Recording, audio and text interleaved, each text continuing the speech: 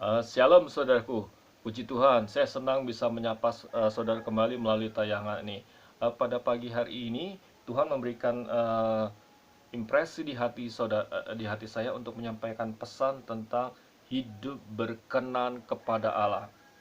Kita akan baca firman Tuhan dari Matius 3 ayat 17. Firman Tuhan berkata, lalu terdengar suara dari sorga yang mengatakan, inilah anak yang kukasihi. Saudaraku, melalui firman Tuhan ini, saya dapat pesan atau pengertian dari Tuhan bahwa Allah menghendaki supaya kita hidup berkenan di hadapan Allah. Pernyataan Allah adalah sebuah deklarasi bahwa yang terutama dalam hidup ini adalah hidup berkenan di hati Bapa. Saudara, kalau saudara perhatikan dan renungkan ayat ini baik-baik, kita akan melihat sesuatu kebenaran yang sangat luar biasa. Coba saudara perhatikan, pada saat ayat ini ditulis atau peristiwa ini terjadi, Yesus belum melakukan pekerjaan Tuhan, belum melayani pekerjaan Tuhan. Yesus belum berkhotbah. Yesus tidak mengadakan mujizat, tapi Tuhan berkata dengan jelas, Bapa berkata bahwa Yesus berkenan di hati Allah. Apa artinya? Pelajaran berharga dalam hidup ini, yang terutama bukanlah membangun satu pelayanan yang besar, yang terutama bukanlah melakukan mujizat yang besar.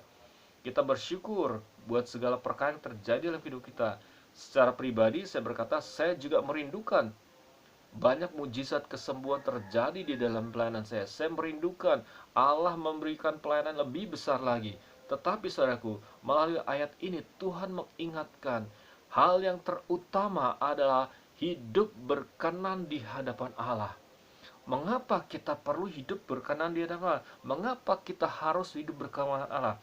Ada beberapa poin yang Tuhan kasih kepada saya. Yang pertama, kita harus hidup berkenan di hadapan Allah karena kita menghormati pengorbanan Yesus Kristus.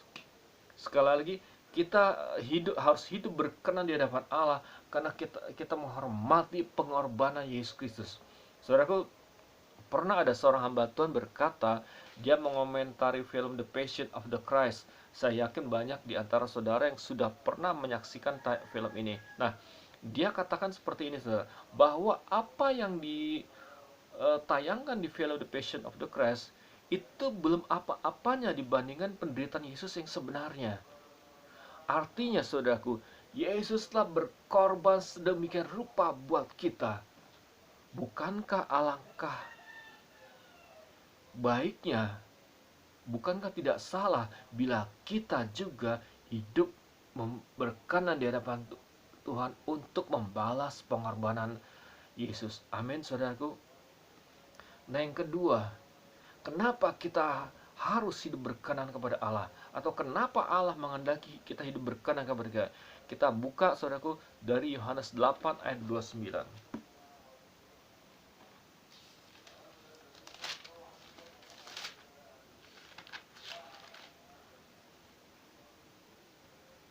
Di sini firman Tuhan berkata, dan Ia yang telah mengutus aku, Ia menyertai aku. Ia tidak membiarkan aku sendiri, sebab aku senantiasa berbuat apa yang berkenan kepadanya. Saudaraku, firman Tuhan ini sangat luar biasa. Dari ayat ini saya dapat pengertian dari Tuhan. Ketika kita hidup berkenan kepada Allah, kita akan melihat penyertaan Allah yang luar biasa. Saudaraku, perhatikan kata-kata ini. Allah memang berjanji akan menyertai kita. Tetapi Allah tidak berkata Allah akan mengikuti kita. Apa artinya? Kitalah yang harus mengikuti Tuhan. Dan ketika kita mengikuti Tuhan, penyertaan Allah akan dinyatakan luar biasa. Saudaraku, saya belajar dari hamba-hamba Tuhan yang diurapi Tuhan luar biasa. Saya tanya, bukan saya tanya, saya coba pelajari apa sih yang menjadi rahasia mereka. Sebenarnya, saudaraku, intinya cuma satu. Mereka coba fokus bagaimana hidup berkenan kepada Allah. fokus mereka bukanlah bagaimana menikmati mujizat-mujizat yang besar. Fokus mereka bukanlah menikmati pelayanan yang luar biasa, tapi fokus hidup mereka adalah hidup berkenan kepada Allah. Inilah yang harus jadi kehidupan kita selalu. Yang ketiga, kenapa Allah menghendaki kita hidup berkenan di hadapannya? Saudaraku, kita lihat dari Bilangan 14 ayat 19.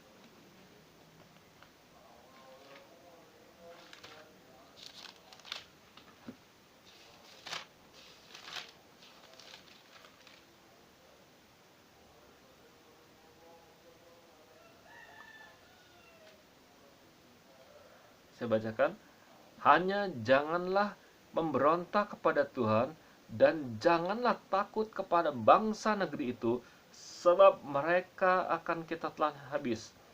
Yang melindungi mereka sudah meninggalkan mereka, sedang Tuhan menyertai kita. Jangan takut kepada mereka. Nah, saudaraku, ayat kitab ini atau kisah ini berbicara tentang orang Israel yang sedang memberontak kepada Musa. Saudaraku, mereka diutus oleh Musa pergi ke tanah Kanaan untuk mengintai tanah Kanaan. Ya, ketika mereka melihat tanah Kanaan, mereka melihat negeri itu luar biasa. Tapi di saat yang bersamaan, tantangannya juga luar biasa. Nah, namun Kaleb dan Yosua memiliki pandangan yang berbeda. Mereka melihat memang benar ada tantangan yang luar biasa, tetapi Kaleb dan Yosua memiliki pola pikir atau memiliki prinsip, apapun tantangan yang ada di hadapan mereka, kalau mereka tidak memberontak kepada Tuhan, negeri itu pasti akan menjadi milik mereka.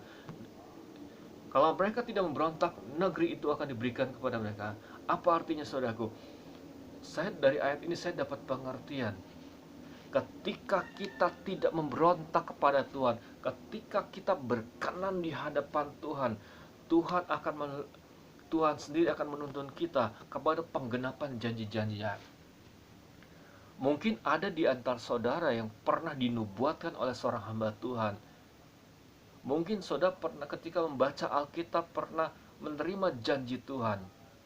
Saudaraku, kalau saudara rindu apa yang dijanjikan Tuhan buat hidup saudara digenapi, hiduplah berkenan kepada Tuhan. Sekali lagi saya mau katakan, kalau saudara rindu apa yang dijanjikan ke Tuhan kepada saudara digenapi, hiduplah berkenan kepada Tuhan. Amin. Jadi ada 3 hal kenapa kita perlu atau harus hidup berkenan di hadapan Tuhan. Pertama, kita harus hidup berkenan di hadapan Tuhan karena menghormati pengorbanan Yesus Kristus yang luar biasa buat hidup kita. Kedua, kita harus hidup berkenan kepada Tuhan karena hidup berkenan kepada Tuhan akan mengakibatkan penyertaan Tuhan yang luar biasa dalam hidup kita. Kita harus hidup berkenan kepada Tuhan karena ketika kita hidup berkenan kepada Tuhan, maka janji-janjinya Tuhan akan digenapi dalam hidup kita. Lalu saudara, bagaimana caranya supaya kita hidup berkenan kepada Tuhan? Mungkin ada di antara saudara bergumul, Pak, saya kepengen hidup berkenan kepada Tuhan, tapi kok selalu jatuh dan jatuh dalam dosa. Saya kepengen taat, tapi selalu gagal. Nah, saudaraku, ketika saya merenungkan ini, saya juga tanya Tuhan, saya nggak mau khotbah atau sharing tentang hidup berkenan, tapi hidup saya sendiri nggak benar. Tuhan kasih tahu saya Tuhan, gimana cara supaya hidup berkenan kepada Tuhan. Kita akan lihat saudaraku di Galatia 5 ayat 16.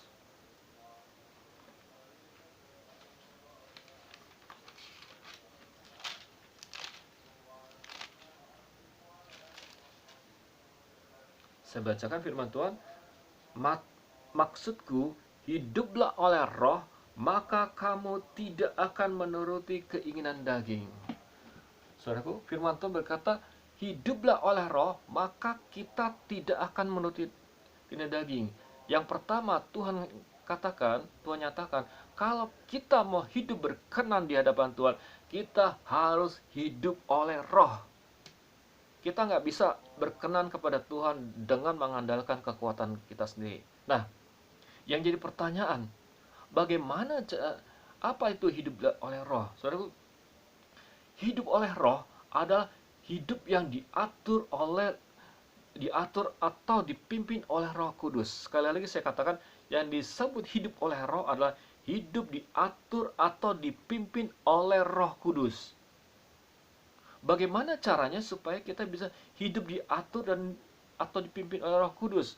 Saudaraku, langkah pertama ketika kalau saudara mau hidup oleh roh, saudara harus meluangkan waktu untuk bersekutu dengan Roh Kudus. Nah, bagaimana cara yang bersekutu dengan Roh Kudus? Sediakanlah waktu untuk berdoa dan mencari Tuhan dan membaca Alkitab. Saudaraku, ketika saudara berdoa dan membaca Alkitab, telinga rohani saudara akan semakin dipertajam sehingga saudara akan semakin peka dengan tuntunan Roh Kudus, dan apapun yang Roh Kudus nyatakan, taati. Jadi saudaraku, Tuhan mau kita hidup di dalam roh supaya kita bisa berkenan kepada Tuhan. Nah, yang kedua saudaraku, bagaimana caranya kita supaya bisa berkenan di hadapan Tuhan? Kita buka Roma 14 ayat 18 sampai 19.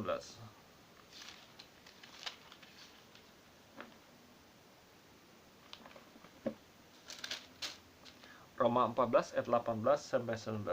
Di sini saya bacakan, karena itu barang siapa melayani Kristus dengan cara ini, ia berkenan kepada Allah dan dihormati manusia. Sebab itu marilah kita mengejar apa yang mendatangkan damai sejahtera dan yang berguna untuk saling membangun. Nah, saudaraku, perhatikan di ayat 19 kata saling. Kata saling berarti ada dua orang atau lebih, saudaraku. Apa artinya? Ketika saya membaca dan merenungkan firman Tuhan ini, Tuhan kasih pengertian, kalau kita mau hidup berkenan di hadapan Tuhan, kita dimampukan untuk hidup berkenan kepada Tuhan, suka nggak suka, kita harus masuk di dalam komunitas rohani. Kita harus tertanam di dalam gereja lokal. Nah, saudara, saya mau sampaikan, tidak ada gereja yang sempurna. Saudara boleh cari gereja di seluruh Indonesia, pasti ada kelemahan dan ada kekurangan. Di gereja juga seringkali ada konflik, saudaraku. Tapi saudaraku, apapun yang terjadi, hiduplah di dalam komunitas rohani, saudaraku. Hiduplah di dalam komunitas rohani yang sehat. Di sana saudara akan ketemu saudara seiman yang bisa menguatkan saudara, yang bisa mendoakan saudaraku. Nah, mungkin saudara masih ada kelemahan-kelemahan di mana saudara masih jatuh bangun dalam dosa. Di komunitas inilah saudara bisa cerita, minta didoakan kepada teman-teman saudaraku. Saudaraku, ada sesuatu ungkapan dari hamba Tuhan almarhum Bapak Edwin Liskol yang mengatakan keterbukaan adalah awal dari pemulihan. Nah, saudara perlu dipulihkan dari dosa apa? Atau menang dari dosa? Mungkin saudara jatuh bangun dalam dosa percabulan. Saudara pasti kalah terus. Terbukalah kepada pemimpin rohani saudara, minta didoakan pembimbing rohani saudaraku. Saya percaya ketika saudara terbuka, saudara akan menerima anugerah sehingga saudara bisa menang menghadapi dosa itu. Sekarang kita lihat dari Efesus 5 ayat 10.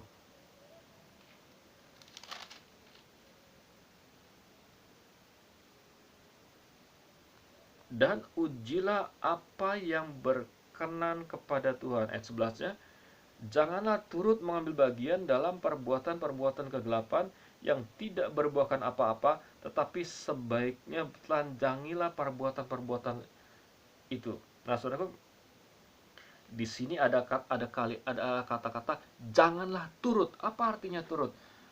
Kalau ada kata turut, berarti ada orang yang mendahului atau mengajak, saudaraku. Nah, saudaraku, suka nggak suka, di masyarakat kita, apalagi sekarang zaman digital, saudaraku, ada orang-orang tertentu yang akan mengajak kita untuk melakukan hal yang benar, saudaraku. Kita tidak bisa pungkiri itu. Nah, jika ada orang-orang yang mengajak saudara melakukan hal yang tidak benar, jangan ikuti, saudaraku. Jangan coba-coba. Nah, saya mau katakan, kalau kita coba-coba berbuat dosa, cepat atau lambat, kita akan terikat dan semakin terikat kepada dosa itu. Memang saya percaya kuasa darah Yesus dan kuasa Roh Kudus bisa membebaskan kita dari segala macam keterikatan dosa. Tetapi kita juga harus menjaga hidup kita supaya kita tidak terikat dengan dosa itu, saudaraku. Oleh sebab itu, jangan bergaul dengan orang yang masih kompromi dengan dosa. Kalau mereka terang-terangan mengajak saudara hidup dalam dosa, jangan ikuti, saudaraku. Pilihlah hidup di dalam kekudusan. Yang keempat, saudaraku, kita lihat dari 1 Petrus 5 ayat 5.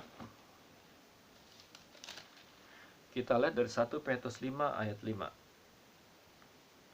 Demikian juga kamu, hai orang-orang muda, tunduklah kepada orang-orang tua, dan kamu semua rendahkan dirimu terhadap seorang lain.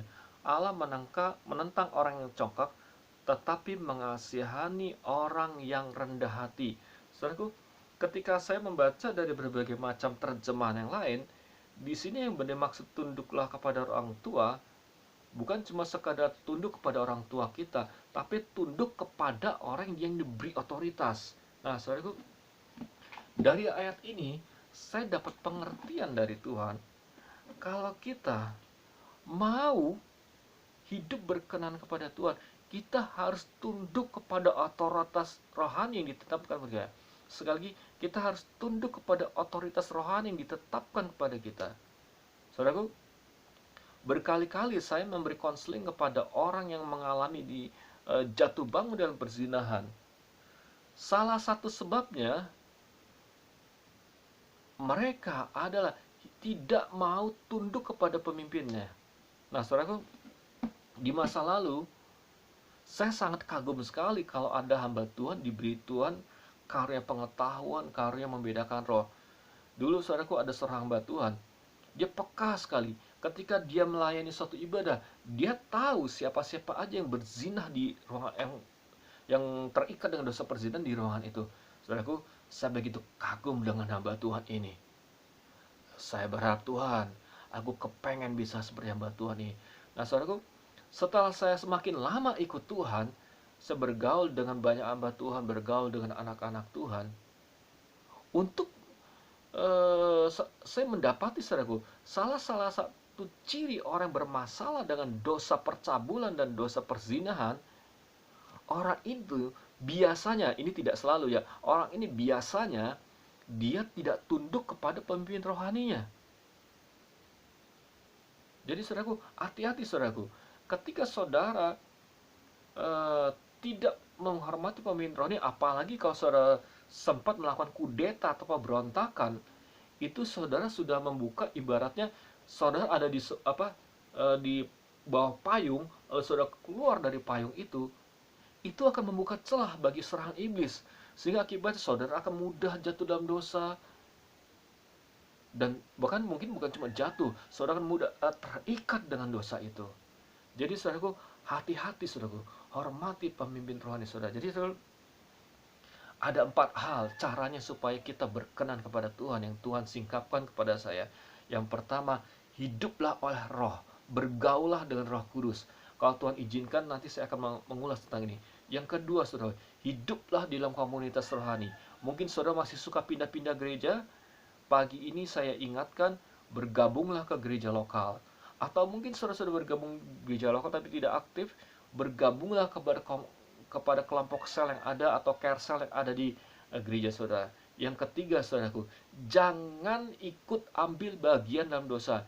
Jangan turuti kalau ada orang mengajak saudara berbuat dosa. Yang keempat, caranya supaya kita bisa berkenan kepada Tuhan, tunduklah kepada otoritas rohani, saudaraku. Amin. Saudaraku, mengakhiri firman Tuhan ini, saya mau mendoakan saudaraku.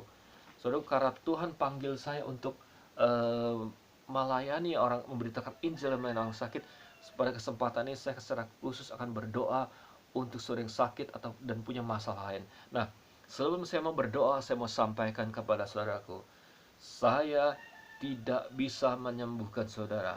Sekali lagi saya mau katakan, saya tidak bisa menyembuhkan saudaraku.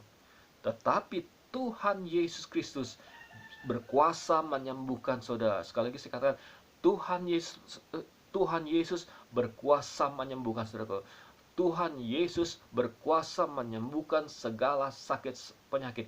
Sebab Tuhan Yesus adalah Tuhan di atas segala Tuhan, dan Raja di atas segala raja. Amin. Saudaraku, sekarang saya mau berdoa buat saudaraku. Letakkan tangan saudara di bagian tubuh saudara yang sakit. Bapa, kami bersyukur buat anugerah-Mu Tuhan. Kalau hamba-Mu boleh menyampaikan firman Tuhan ini, aku minta Tuhan dalam nama Yesus, biarlah kuasa darah Yesus membasuh umat-Mu yang melihat tayangan ini. Biar roh-Mu yang kudus mengurapi dan memberkati mereka semua Tuhan. Biarlah mereka semua Tuhan, umat-Mu yang melihat tayangan ini boleh semakin mengenal isi hati-Mu. Biar umat-Mu yang melihat tayangan ini boleh selalu hidup di dalam takut akan Tuhan. Bapak, aku juga berdoa buat mereka yang sakit. Biarlah kuasa darah Yesus membasuh tubuh mereka. Biarlah roh-Mu yang kudus menjamah dan menyembuhkan tubuh mereka. Dalam nama Tuhan Yesus, setiap pekerjaan setan dan kuasa kegelapan yang ingin membuat mereka sakit, dalam nama Yesus, aku perintah pergi dan tinggalkan tubuh mereka sekarang juga dalam nama Yesus. Dalam nama Yesus, aku berkata kepada bagian-bagian tubuh yang sakit, dalam nama Yesus, jadilah sembuh dalam nama Yesus. Dalam nama Yesus, kepada tubuh yang cacat, dalam nama Yesus, aku berkata pulih kembali, normal kembali dalam nama Yesus. Aku berkata kepada paru-paru yang sakit, paru-paru yang terinfeksi virus, di dalam nama Yesus, jadilah sembuh dalam nama Yesus. Paru-paru yang sakit, yang terkena sakit apapun, dalam nama Yesus, jadilah sembuh dalam nama Yesus. Untuk saudara yang mengalami aku berdoa untuk mereka yang mengalami kelumpuhan, entah kelumpuhan karena kecelakaan atau kelumpuhan karena stroke, sakit penyakit, dalam nama Yesus, jadilah sembuh.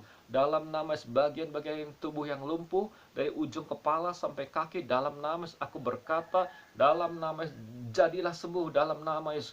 Tangan-tangan yang lumpuh, dalam nama Yesus, aku perintahkan bisa bergerak kembali. Dalam nama Yesus, kaki-kaki yang lumpuh, dalam nama Yesus, aku perintahkan bisa bergerak kembali dan berjalan kembali. Dalam nama Yesus, aku berdoa untuk mereka yang sakit kepala atau mengalami gangguan syaraf otak.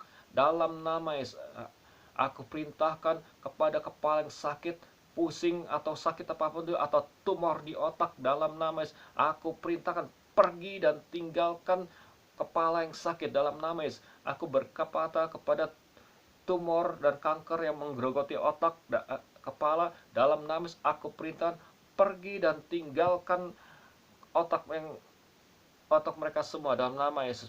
Dalam nama Yesus, kepada syaraf-syaraf di otak umat Tuhan yang sakit, dalam nama Yesus, aku perintahkan syarafnya dalam nama Yesus menjadi normal kembali. Terima kasih Bapak. Juga untuk umat-Mu yang mengalami masalah lain Tuhan, biarlah Engkau menjamah dan menolong mereka. Terima kasih Bapa. Aku bersyukur buat kesembuhan mujizat yang sudah terjadi dalam umat-Mu. Terima kasih Bapa, dalam nama Yesus. Terima kasih Tuhan. Haleluya. Saudaraku, percayalah, oleh bilur-bilur Yesus dan oleh kuasa Roh Kudus, saudara sudah disembuhkan. Sampai jumpa pada tayangan berikutnya. Haleluya. Amin.